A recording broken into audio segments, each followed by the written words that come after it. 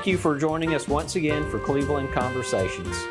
Once a month, we take an interview with one of your council members to learn more about their contributions to our community and how they are serving your interests across the wonderful city of Cleveland. I have with me our special guest today, Dr. Bill Estes, council member from the 2nd District. Dr. Estes, thank you for being with us. I appreciate the invite very much. Now, you are in your 5th term. I am. That sounds like a lot. Yes, I am.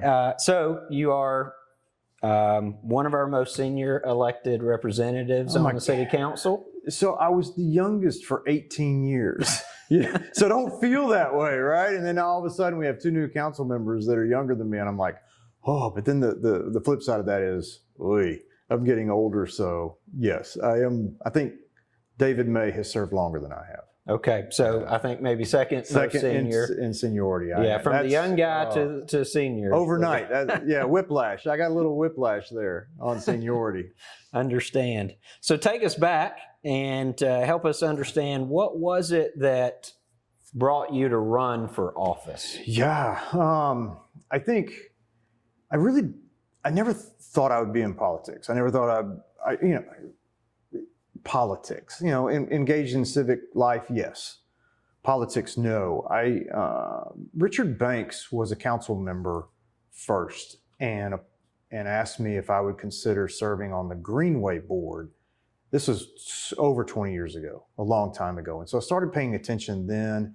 And also by living here in the historic district, I know we're in the Craig Miles house today, right here in the historic branch of the library. It's where we are this afternoon.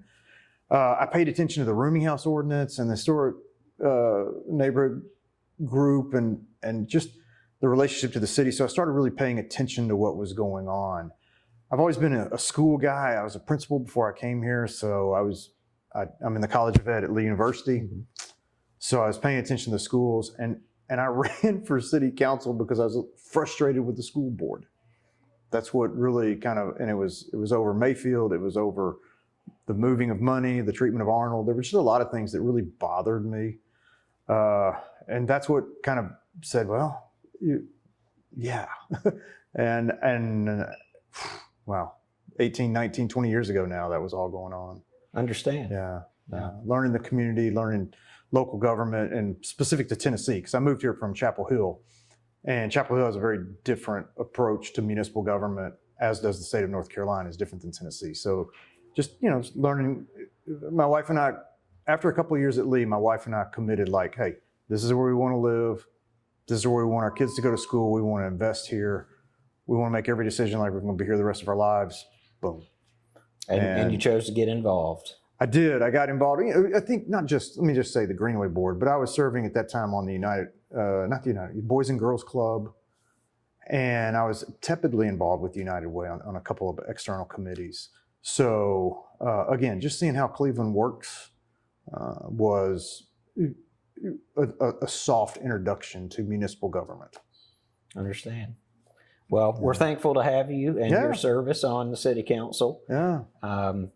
Now, serving as a dean at Lee University, how do you balance academics with service on the city council? So public service and serving at a private university. Sure. A great question. So I'm going to give 2 answers, one where they're exactly the same and one where they're radically different. Okay. Where they're exactly the same is when you're a dean at an educational institution, it's very political, right? So it's not like TV, it's very political. Mm-hmm. So you work with budgets, you allocate for resources, you make decisions, you handle people, communication, vibe, culture, those kinds of things. It's very similar operating in the gray, working in a municipality. There's competing ideas. There's people that feel strongly in different directions. I'm okay operating in the gray of both jobs. In fact, I would have qualms if everything was just too clean and neat. Now, how they're radically different is I'm a dean. At Lee University, I'm an executive. I got a staff, I work with people, I make decisions, we move on, boom, boom. I have to go 1/2 mile downtown and I'm a legislator. I'm one of 7. And you have to operate different as a legislator. Mr. Fivas runs the city. We set policy and vibe, culture, direction, those kinds of things. And that can be hard, right? When you're an executive, hats. right, to an executive to a legislative mindset, that can be difficult. Right. And those are very, very different. And if you're, Lee University is a private institution, so privates are much more nimble, can make decisions quickly, are much more innovative, where sometimes government is a little bit more slow. People have to talk, you have to, and so sometimes that comes easy, sometimes it doesn't, right? But I have to pay attention to that. So that's a little bit how they're different. That's very well put. And government is, as much as we sometimes want government to move quickly, for a number of reasons, is a very deliberate process versus on the private side, just being able to make a decision to move forward. We do have to have opportunities, and we're happy to hear from our citizens and advertise things that are taking place and have citizen comments and meetings. Oh yeah, there's lots of laws, federal and state, that don't apply, in the private sector. That's right. I'm living that. Thank you for that answer. As you've experienced life in Cleveland for the last few decades now, and as a city council member, what do you find, let's say in terms of today, what do you find as the most pressing issue for our community today? Boy, there's so many. If you say the most, I'm not sure it's the most, but certainly top 2 or 3 is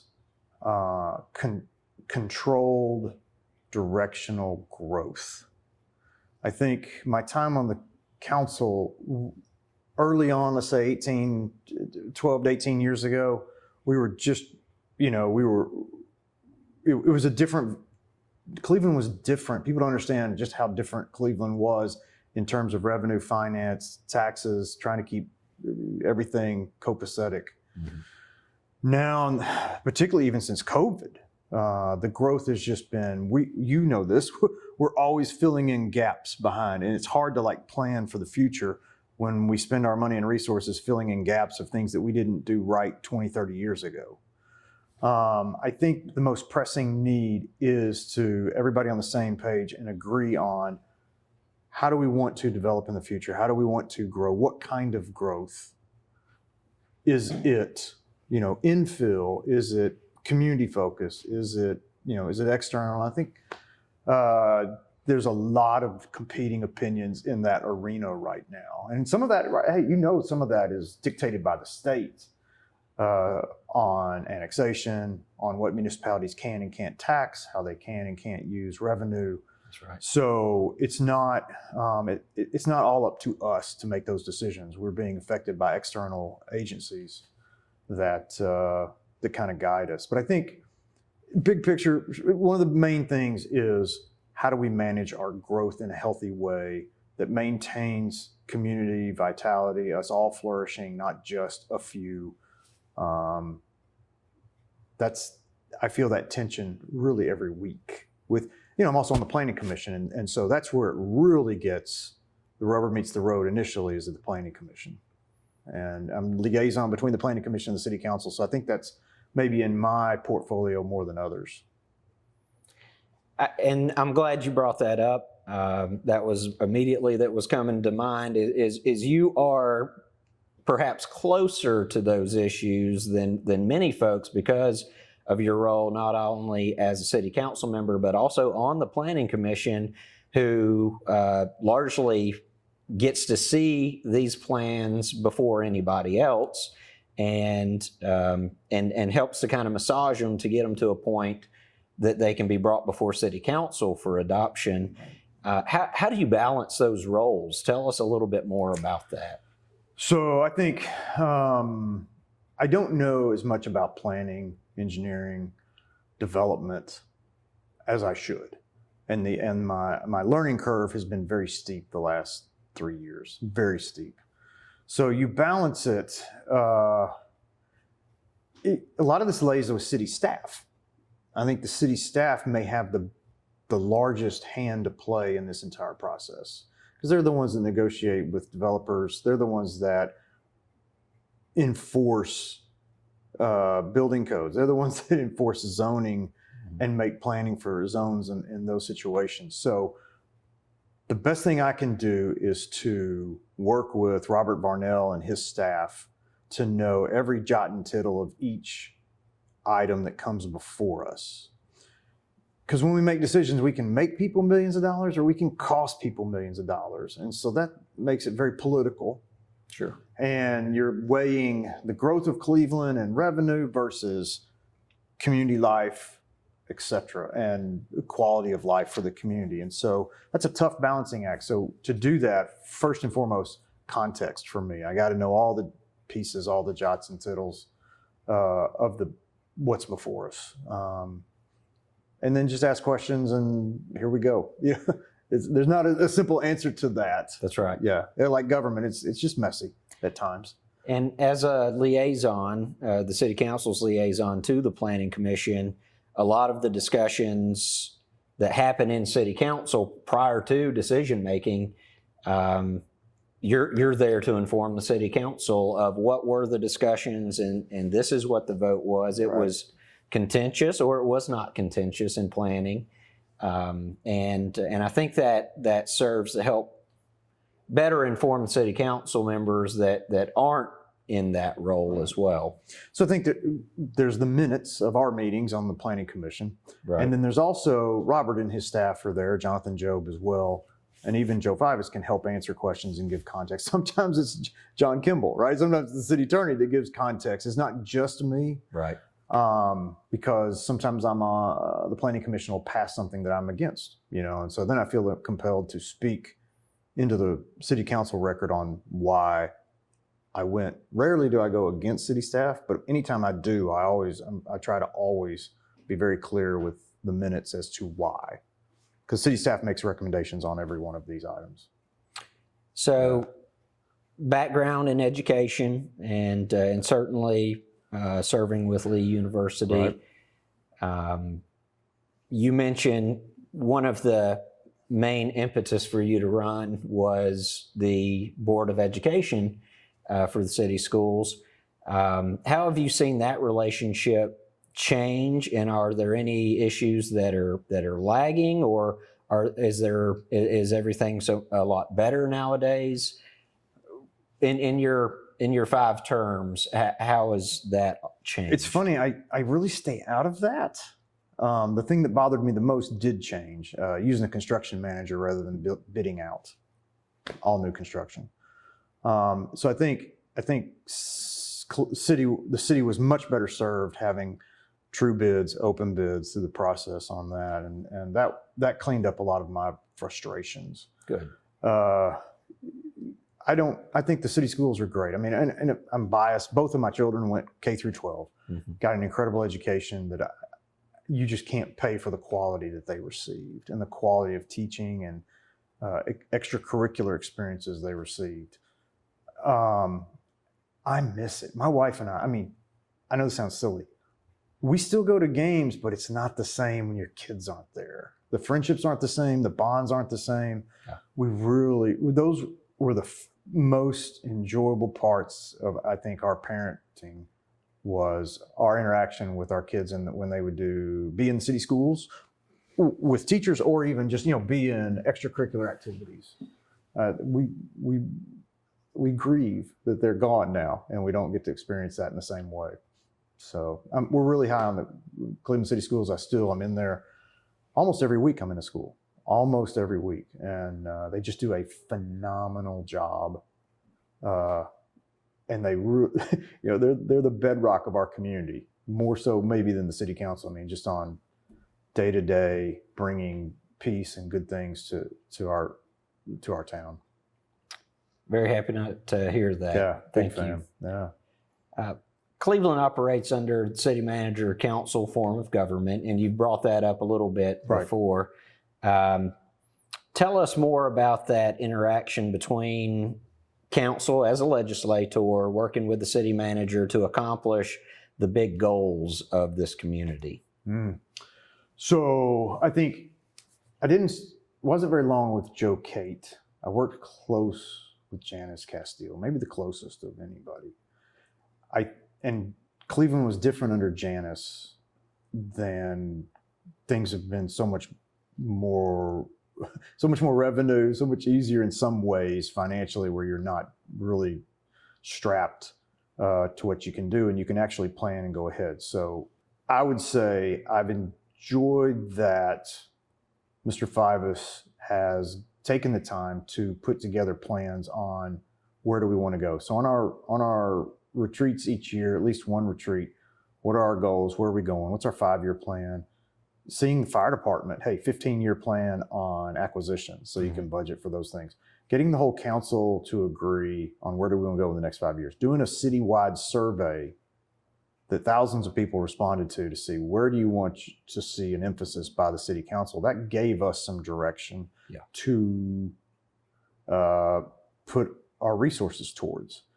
And so I think having a plan, getting everybody on the same page, I think working with the city manager, he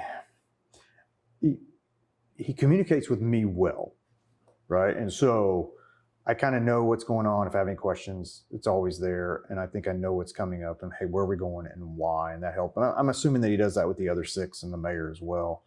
And I also, now this is just my opinion, I don't know if this is true or not. I feel like he tries to get 7-0 votes on everything, because when we speak 7-0, it just helps and gives a little bit of gravitas to the issue and going forward. So, I think it starts with having a plan communicated, having everybody on the same page, giving updates along the way. You're in there, you see his PowerPoints. We get PowerPoint poisoning sometimes, right? He gives us, he's like 50 slides. I'm like, come on, man. Come on, man. So You want the executive? I'm an executive, man. Just come on, man. What's up with 50 slides? So, I think I've said enough on that. Obviously, your relationship with constituents means everything. How do They're you? the voters, right? Absolutely. So they're all of our bosses. Yeah. Ultimately. So how do you best engage with your constituents? I'm visible. I return every phone call, every text, every email. I go to the meetings. My wife and I walk the neighborhood with other neighborhoods, go to church in the neighborhood. I'm an extrovert, so I'm all and I don't sleep much, so I'm like always out and antsy, and I just bump into people, right? I know the feeling. I also think, like, I don't know this to be true. I'm just projecting. I think I'm approachable. Mm-hmm. I mean, I don't think people feel uncomfortable reaching out to me. So I stay connected by, just reading everything, having friends in the district. And again, the 2nd district, this, it's very unique in that it's 3 distinct neighborhoods that have 3 different kinds of needs. Mm-hmm. And I have seen in my 27 years in Cleveland, the historic neighborhood has changed drastically. I don't think people know just how much it has changed in the last. We've seen Blythe change in the last decade. Just you look at how many new housing starts just in fiscal year 25 are up. I mean, it's amazing how many fewer calls for police and fire are in Blythe. I mean, Blythe is changing. And then now all the attention at College Hill, the redevelopment going on there, the extension of the CDBG monies, that also is going under a metamorphosis. We hope for the better. We're trying to this is controlled growth, right? Trying to control what's happening for the positive for the residents. Mm-hmm. So I know people well. I stay in touch. I answer phone calls. I go to the meetings, and I ask, and I frequent the businesses. Like we laugh. I work downtown. If it weren't okay, first Watson's left, and then Cook's closed down. I never go past 25th Street. I don't know where we go to grocery shop now. Aldi, I think. I don't know, but like the Gondolier is about as far north as I go, it's because I just operate in this little square mile. That and you jump on the Greenway. Second district, yeah, I'll get on the Greenway, and my wife makes me go to Perkins, because we're right there at Gondolier. Of course. But I really operate, everything I do is operate in the 2nd district. Very good. Looking ahead, what are your long-term goals for the city of Cleveland and for the 2nd District? Boy, we touched on this a little earlier. Okay, controlled growth that still makes the town flourish. Building community and having those kinds of high quality of life things. Parks. Mr. Fivas is big on parks. No, I don't know if people should take notice. I mean, I know our parks are on every year we totally redo a park in town. And we got Tinsley is coming online, this summer, and it's radically redone. I was just out there last week driving around on the gravel, just looking at everything, and took a walk through the mud, and it's amazing how that's coming. So I think quality of life, be parks, schools. That's what's bringing industry here. I'm on the EDC, the Economic Development Council, and when an industry comes in, quality of life, the university, the Greenway, that's what they ask about first, always. And I think we need to continue to invest in that. I can't wait to see, also on that answer, is downtown. I got all kinds of pushback on the Inman Street road diet. I've had only 1 or 2 people complain after the fact, right? And it was hard to read the consultants and the computer engineering, right, to show that it was still going to be fine. Right. I could read it, I could watch it, and I still couldn't believe it, but it's worked out well. And I'm excited to see the 3rd Street Bridge and how that's going to radically change downtown for more development. If Cleveland's going to survive, where's the camera? All right, if Cleveland is going to survive, it can't be hollowed out. It starts at its core in its old neighborhoods, and all these little small area plans we have for South Cleveland, Blythe, College Hill, the historic neighborhood, all of these little small area plans feeding into downtown is makes me excited about the future of Cleveland. And I think the city staff and I think the rest of my council members believe that almost as strong as I do. I do get that sense, Yeah. and I'm certainly bought into that vision. Do you have anything else that you'd like to share with the city? Oh my gosh, I got all kinds of things I'd like to share with the city. No, I appreciate you inviting me here. It's humbling to get to do what I do, and it's a responsibility I do not take lightly. I do not take it lightly, and I've certainly enjoyed the last 18 years. Well, thank you for your leadership and the support that you provide to staff and your constituents. And thank you for joining us here today. Oh yeah, thanks for having me. And what a beautiful place to do it, Isn't it? Yeah. I love Right it. in my house, yeah, gorgeous. Friends, thank you for joining us for another episode of Cleveland Conversations. I hope you stay safe out there. I hope you're having fun in this beautiful community. And may God bless Cleveland.